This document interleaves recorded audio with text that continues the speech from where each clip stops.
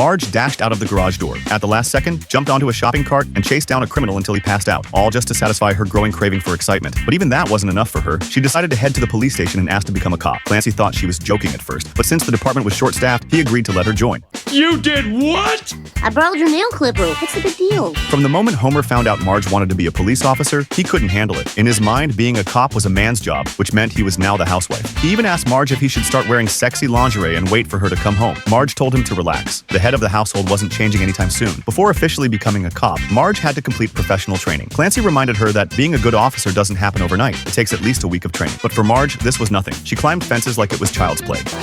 Women always have trouble with the wall. Can't ever seem to find a door. A few days later, she aced her shooting test and passed her driving exam. Finally, the big day came. Marge was officially a police officer. Springfield suddenly had an influx of rookie cops, and Clancy paired them up in teams of 2. As for Marge, being the newest recruit, he assigned her to one of the safest neighborhoods in town. It seemed peaceful enough, and Apu's convenience store happened to be in her patrol zone. Apu, being a man of habit, already had his daily protection fee ready, but Marge told him firmly that she doesn't take bribes. Yes, of course you don't. I will just leave this money on the table with my unseen back to the money on the table. Who? No.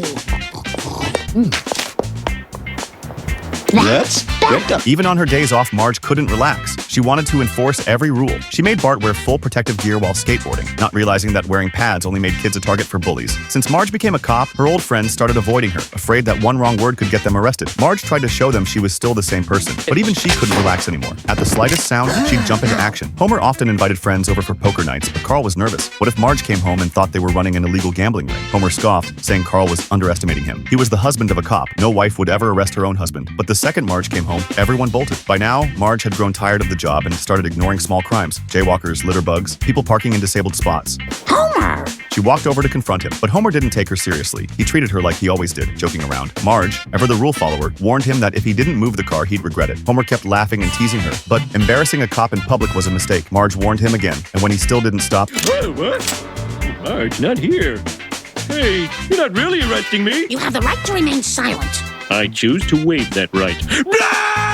Fortunately, the offense wasn't serious. He'd only spend a few days in jail. But to Marge's surprise, Homer didn't want to leave. He was enjoying the daily home-cooked meals Marge brought him. Though she felt sorry for arresting him, she reminded herself that duty comes first. Any good cop would have done the same. Still, Homer couldn't forgive her. He drew a line across their bedroom floor, declaring it a boundary neither could cross. Only later did he realize it was a very one-sided arrangement. Reality hit hard when his friends came over again to drink and play cards. When Barney ran out of beer, Homer went to the garage to grab more, but Herman stopped him. Herman chose Homer's house for poker night for a reason. With a cop living there, no one would suspect a thing. It was the perfect cover for smuggling jeans, but when Homer noticed Herman was taking too long, he went to check and walked straight into the operation. Herman couldn't let him leave now. He planned to silence him. Just then, Marge came home. Herman, missing one arm, managed to slip away while putting on his glove. Homer tried to play the hero but ended up as Herman's hostage instead. By the time Marge gave chase, Herman had dragged Homer up into Bart's treehouse. The kids wanted to cheer her on, but it was already past bedtime, and Marge ordered them back inside, threatening to deal with them later if they didn't listen. Herman planned to ambush her the moment she climbed up, but this was the Simpson house. Marge knew all of Bart's secret entrances. Herman tried to run, but his cheap smuggled jeans were so poorly made that they ended up trapping him, sealing his fate. Though Marge caught the criminal red-handed, Clancy released Herman anyway. That's when Marge finally realized the truth. Springfield's problems weren't something one good cop could fix. So she turned in her badge and quit the force.